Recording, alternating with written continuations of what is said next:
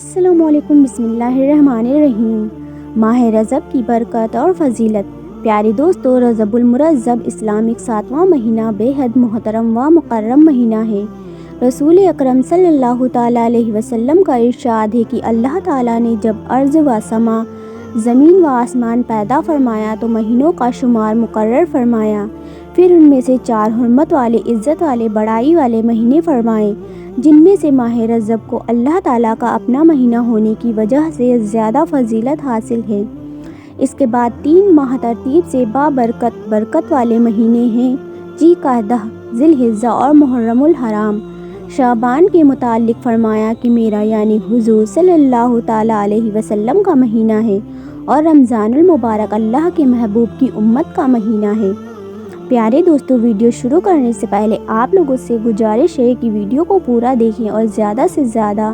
Share کریں۔ تو چلیے بات کر لیتے ہیں بابرکت اور اللہ کے مہینے کے بارے میں۔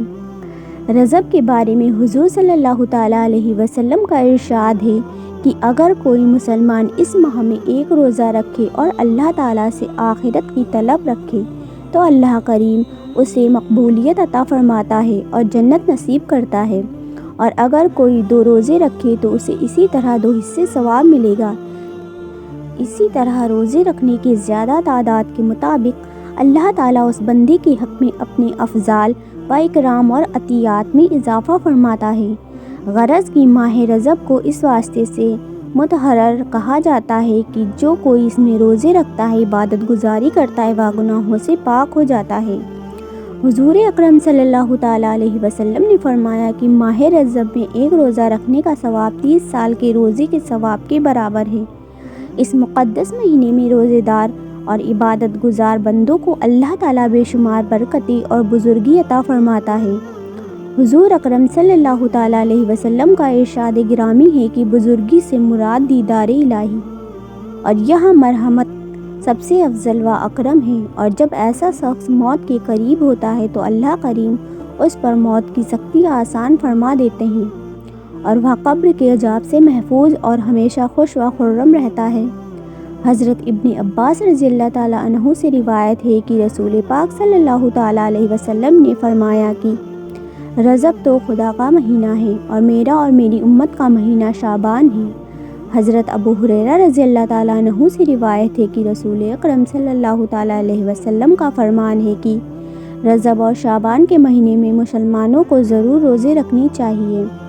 حضرت انس رضی اللہ تعالیٰ عنہ سے روایت ہے کہ رسول مقبول صلی اللہ تعالیٰ علیہ وسلم کے ارشاد کے مطابق ماہ رجب حرمت کے لیے، شعبان عبادت کے لیے، اور رمضان شریف انعامات الہی حاصل کرنے کے لیے ہے۔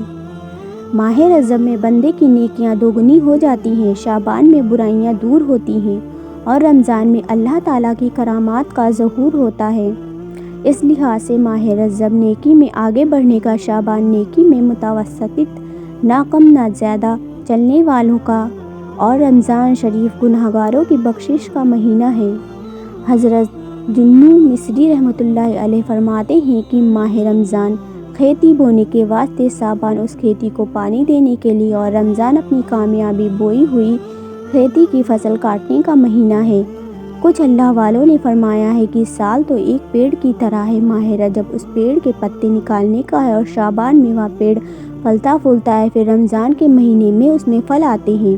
حضرت امام حسن رضی اللہ تعالیٰ عنہ سے روایت ہے کہ ماہ رجب میں تم روزے رکھو، کیونکہ اس ماہ کے روزے اللہ تعالیٰ کی بارگاہ میں توبہ قبول کرنے کا ذریعہ ہیں۔ حضرت شیخ امام ہبۃ اللہ رضی اللہ تعالیٰ عنہ اپنے استاد حضرت میمون بن مہران رضی اللہ تعالیٰ عنہ سے روایت کرتے ہیں کہ حضرت ابو ذر غفاری رضی اللہ تعالیٰ عنہ نے فرمایا کہ حضور صلی اللہ تعالیٰ علیہ وسلم کا ارشاد ہے کہ جو شخص ماہ رجب کے شروع میں روزے رکھتا ہے، اس نے گویا تمام ماہ کے روزے رکھ لیے، اور جو کوئی اس ماہ مبارک میں جس قدر زیادہ روزے رکھتا ہے، اس کی اسی قدر بدی نیکی میں تبدیل کی جاتی ہے۔ اکثر علماء دین اور قرآن کریم و حدیث نبوی صلی اللہ تعالیٰ علیہ وسلم کی روح سے تمام سال میں 14 راتیں ہیں کہ جن میں شب بیداری کرنا بڑے ثواب کا موجب ہے، یعنی محرم کی پہلی رات، 10ویں محرم کی رات، رجب کی 15ویں رات، رجب کی 27ویں رات، شعبان کی 15ویں رات، 14 شعبان کی رات، رمضان کی پہلی اور آخری رات، پہلی، تیسری، 5ویں، 7ویں، 9ویں اور 21ویں، 23ویں، 25ویں، 27ویں، 29ویں اور دونوں عیدوں کی راتیں۔ اسی طرح سال میں یہ دن عبادت گزاری کے لیے بہت مبارک ہے۔ عاشورہ، محرم یعنی 10 محرم کا دن، شعبان کی 15ویں کا دن، جمعے کا دن، دونوں عیدوں کا دن اور ذی الحجہ کے 10 دن۔ ان کے علاوہ ماہ رمضان المبارک کے متعلق زیادہ تاکید ہے۔ اکثر صحابہ رضی اللہ تعالیٰ عنہم نے حضرت سلمان رضی اللہ تعالیٰ عنہ کے حوالے سے روایت کی ہے کہ حضور اکرم صلی اللہ تعالیٰ علیہ وسلم نے ماہ رجب کا چاند دیکھ کر فرمایا: